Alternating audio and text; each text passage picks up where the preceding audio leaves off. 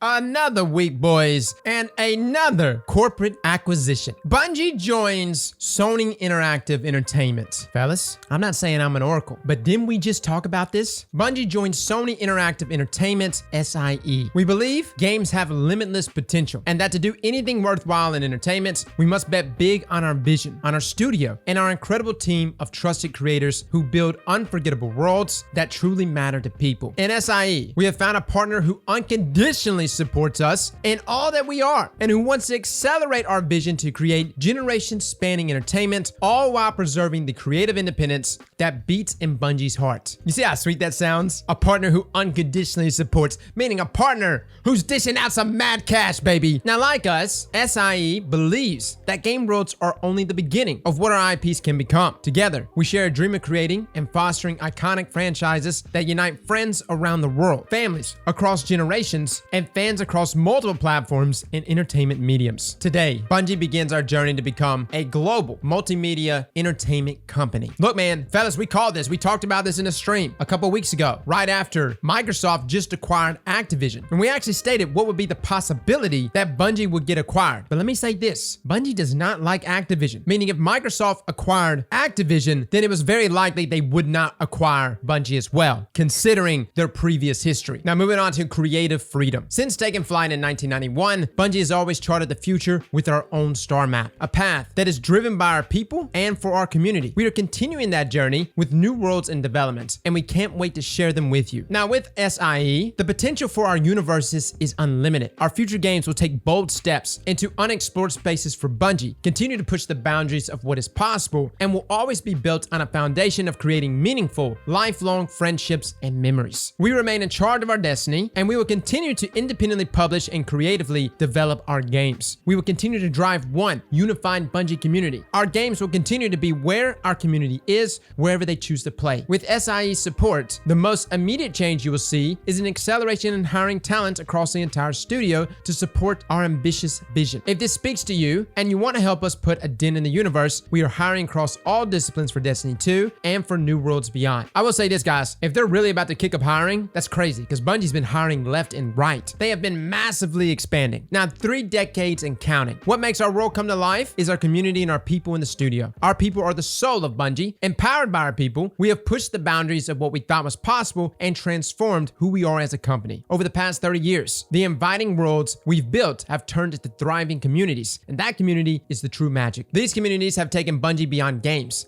They have forged lifelong bonds and humbled us with real, meaningful good they drive within us and the world. More than anything, SIE understands that our people and our community are both the priority and the heart of our success, and are willing to stand alongside us as we continue to use our platform to drive action towards a more welcoming and equitable world. Our goal is to build a place where the world's most creative and talented people can come and do their best work, no matter who they are, where they are from, or how they identify. That's the real dent in the universe we want to make, the one we want to last beyond us. Be a part of this future with us. See you, Starside Pete, aka CEO Bungie. Well, fellas, we cannot pretend like this wasn't coming. These acquisitions, man, they're happening left and right. But the question is, what's the price tag? From Paul Tassi right here, Sony buys Destiny 2's Bungie for $3.6 billion. Won't be PlayStation exclusive. That's a lot of cheddar for no exclusivity. Now, while Sony simply does not have the scale to match something like Microsoft's nearly $70 billion acquisition of Activision Blizzard, they have made a sizable developer purchase all the same. This afternoon, Sony has announced that it is buying Destiny 2 publisher and original Halo creator Bungie for $3.6 billion. Bungie was formerly owned by Microsoft, where they created the definitive Xbox franchise Halo. After a number of hit installments, they left Microsoft and immediately partnered with, but were not bought by, Activision in order to release Destiny, before splitting off to go fully independent, this time retaining their IP. 7 years later, Destiny 2 is one of the biggest live service games in the world, producing non-stop seasonal content and yearly expansions. Its large Witch Queen expansion launches on February the 22nd. Now, the biggest and obvious question is what this means for Destiny 2 players who span PlayStation, Xbox, and PC, where the game has both cross-play and cross-save. Initial reports indicate that the plan here is not for Destiny to lock itself down and go PS only. Rather, in a pre-written game industry biz story, this deal is described to allow Bungie to remain as an independent subsidiary and to also remain a multi-platform studio studio to self-publish and reach players wherever they choose to play. We've had a strong partnership with Bungie since the inception of Destiny franchise, and I couldn't be more thrilled to officially welcome the studio to the PlayStation family, said Sony president and CEO Jim Ryan. Both Bungie and Sony believe that the game worlds are only the beginning of what our IP will become, Parsons said. Our original universes have immense potential. With SIE support, we will propel Bungie into becoming a global multimedia entertainment company dedicated to delivering on our creative visions. Now, once Microsoft started snapping up publishers for its first-party dreams, Bungie came up frequently, as the two had a clear history. But Bungie seemed like it very much enjoyed its new independence, so rumors of takeovers were often shot down. Now, Bungie was, however, one of the last large independent publishers out there, outside of the much bigger and older companies like Ubisoft, EA, Take-Two, and Square Enix. The $3.6 billion price tag puts it at much less than half of what Microsoft paid for Bethesda. But keep in mind, Bungie only has a single game out right now, which is Destiny 2. So that's impressive in its own right. Actually, that is true. That's pretty much $3.6 billion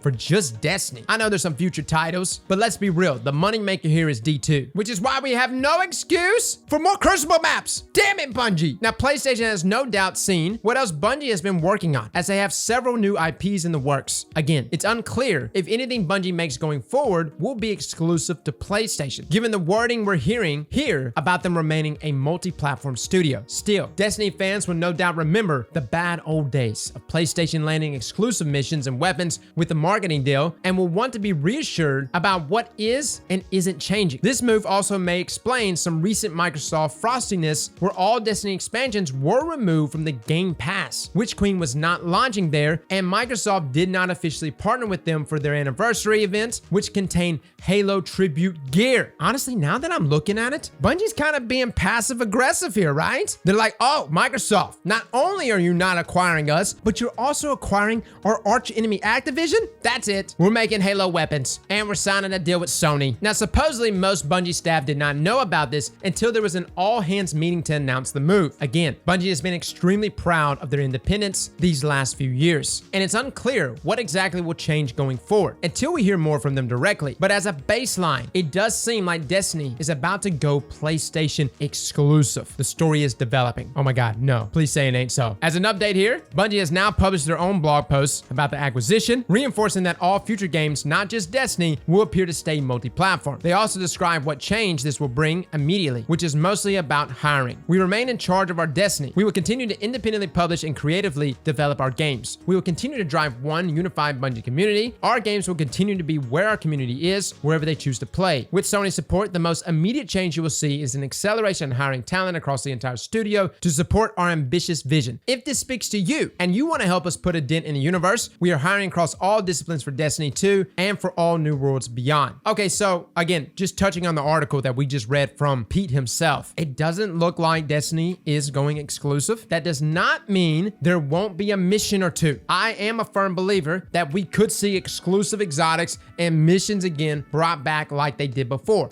Again, that used to be the thing. Wave Splitter for years was only present on PlayStation, and that makes a difference. I know they're saying it's not going to make a difference, but nobody pays $3.6 billion for nothing, even if it is for just future releases, of which, by the way, we're not going to see until 2025. So the point I'm trying to make is, when it comes to these acquisitions and these news-breaking articles and the rhetoric that was used here from Bungie and Pete, which, by the way, is not terrible or anything, but they're easing us into it, right? They're actually just bending us over real slowly, very lovingly. They're actually breaking out some nice minted lube. They're applying it while soothingly talking into our ear before they plunge deeply inside of us with their plan, which I don't really know how bad of a plan it may be. I mean, we may actually like it if you're a PlayStation player. I'm not. I'm on PC. Was I on PlayStation before? Yeah, I was. Primarily because there was exclusive content on PlayStation. So if Bungie does that to us again, well, damn it. I guess I am a controller player. But do not naively believe that $3.6 billion is just being expended out here from Sony for goodwill. Sony is not nearly as big as Microsoft. $3.6 billion is a good chunk of their cash. When we talk about market caps, you got Microsoft at like $2 trillion and Sony at like $100 billion. There is a big difference here. And a lot of people don't get that. They're like, yo, Microsoft, Sony, they're neck and neck. In what sense of the word? Does Sony make good games? Yes. Do I prefer some Sony games over Microsoft games? Yes. But in terms of war of attrition when it comes to these corporate takeovers and acquisitions, who's got the bigger piggy bank? Well, not the Spider-Man company. And no hate against Spider-Man. I like Spider-Man. But you know where I'm coming from here. There's a big difference. So the fact that Sony is putting out this much money, it's gotta be for a good reason. And either Bungie's next IP is gonna be hot, or maybe it's because Bungie wants to make that Destiny show. I do know that Bungie and Halo and Microsoft have been playing love games now for like the past year. Bungie's been like fluffing that tail in the wild, saying, hey, come get it, Microsoft. And whatever Microsoft was showing wasn't good enough. And maybe it was because Microsoft wanted them to be exclusive to Xbox and PC. Maybe they wanted to completely take over everything at Bungie internally. I do believe that some of the acquisitions we've seen over the years that Microsoft has done has been on companies that were not necessarily at their peak. You may say Bethesda was at their peak when they got acquired, but not really. Have you seen another Elder Scrolls games? Did you play Fallout 76? My God, I'd sell that piece of shit too. And Activision, with all its sexual harassment, nobody wanted to touch that thing except maybe Microsoft, which is kind of bold of them considering how much sticky icky is over there. But they did it anyways, and they had the budget to do it. But notice what the trend is. Acquiring these companies when they're kind of off on their footing, right? Oh, slipped up, got busted for like sexually harassing everyone in the company. Probably need to sell. Oh, haven't made a good game in a long time. Everyone keeps asking for Elder Scrolls 6, but our OG devs left us a long time ago, so we suck now. Sell out. Am I just spitting nonsense out of my ass? Yeah, I am. But you know deep down inside, whether you're a Sony fanboy or an Xbox fanboy, you know I'm kind of right. Either way it goes, $3.6 billion. That isn't for Bungie just to put their stamp on Sony and say, hey, we're cute here. No, Bungie's gonna have to put out. What we gotta ask ourselves is when and where. So guys, that is your news article today about Bungie joining Sony. Welcome to 2022. Gaming monopolies are bigger than ever before. Yay. Fellas and ladies, thank you all for coming and watching. And as always, slap that like button like your mama told you right.